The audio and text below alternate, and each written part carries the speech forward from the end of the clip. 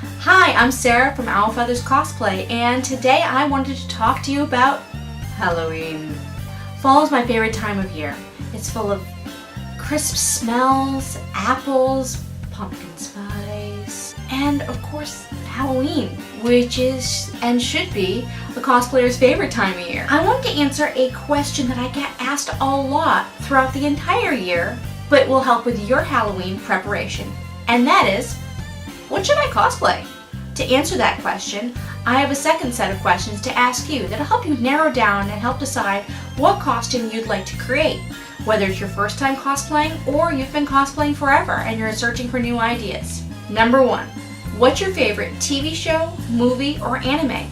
By thinking of what that is, it'll help you narrow down the field of so many different choices that you can choose from. I personally have always gone towards the movies that I love best or have been dearest and nearest to my heart when I was a child. It sounds funny now, but as an adult you look back and say, if I could have played dress up then, what would I have been? Number 2, is it going to be comfy? To me, comfort is one of the number 1 priorities when I'm doing anything.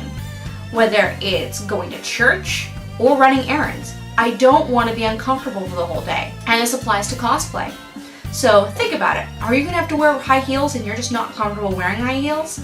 Or if you're a guy, is spandex something you really want to wear? It kind of pulls. If you're a girl, do you feel comfortable showing off that much skin? Personally, I choose cosplays that are modest because I don't feel comfortable showing off all my skin. And as a Christian, I want to always look modest.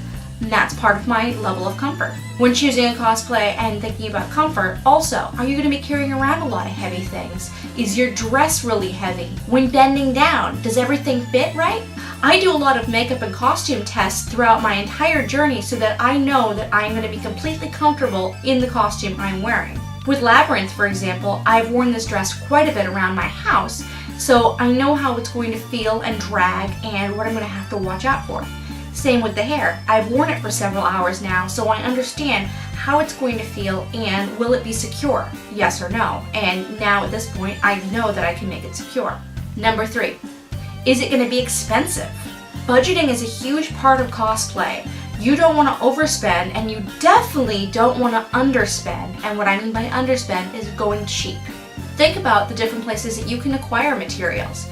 I personally enjoy going to Joann's Fabrics, but oftentimes Hancock has sales. Joann's, I'm always looking out for that dollar pattern sale they have at least once a year. I make it like a bandit every time. If you live in LA, there is a place called the Fabric District that I've been hearing is an awesome place to go and get your supplies. And if I ever make it out there, I definitely would like to hit that myself. Another way to save money is to repurpose items you already have. A great way to do that is to search around your house and see if there's something you can turn from one part of a costume into another part of a costume. Is there a pair of jeans that you can cut up? Is there a jacket that you can dye? Repurposing items around your house is a great way to save money. Another awesome way to save money is going to Goodwill. The Labyrinth dress you see behind me actually was a wedding gown, and then I went back and did all my fabric over it so I had the correct amount of layers and the correct style. So that's a great way to save money. What should have been budgeted as a $300 dress went quickly down to well below $100. Another way to save money is doing closet cosplay. Most people won't even know that you had already had stuff in your closet if you put things together. Recently I put together a costume for my husband that was Marty McFly with everything we already had in the house, and he looked great. So, think cleverly. Don't get discouraged and use what you have already. Question number 4, does your costume require any props? If you're not comfortable making props or have never made them before, you can always buy them. That's never a huge deal. But the problem that you often run across is, where do I keep it when I'm running around a convention or for Halloween?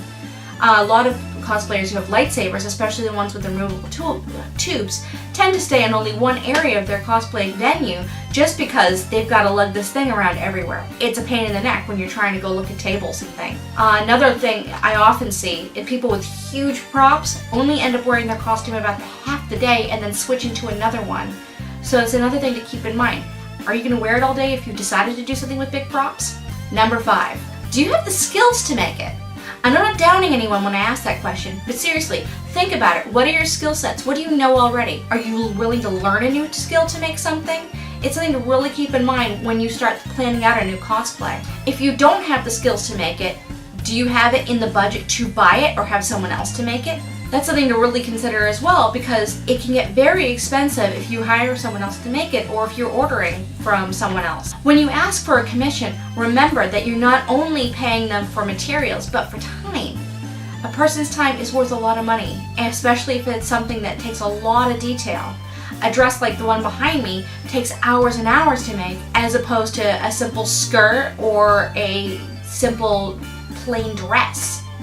So keep that in mind when you go on commission. Maybe you want to wait on it. The biggest thing to take away from this is you shouldn't ever rush a cosplay. If you really want it done, do it right. As my dad always used to say, measure twice, cut once. For my last vlog, I had a lot of really great questions and I appreciate them all. If you have any more, please keep them coming. I'll try to answer anything and address any issues in the cosplay community that I can. I wanted to answer one other question before I go, and that was, where do I get my dress form? Should I have a dress form? Why do I need a dress form? Dress forms are really important for this craft. I can't stress it enough. If you don't have one, you definitely should invest in one and make it a good one. The one I have behind me I got online for about $30 on eBay. It was a great starter one. It didn't come with a stand. Right now it's sitting on a stool, which was fine for me and what I was doing at the time. I'll be upgrading to a new one probably in the early spring when I've saved up enough.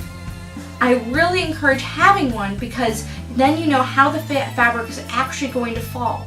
When you put it on yourself, that's one thing, but you can't really work around if you need to pin. You'll pin yourself. There's no questioning that. You just will. It's part of the process. But if you want to save yourself from that agony, definitely having a dress form is the way to go. Thanks for taking the time to watch my vlog today. I hope you enjoyed what you saw, and if you have any questions at all, please drop them in the comments below. Don't forget to like and subscribe. We'll see you later. Happy Halloween!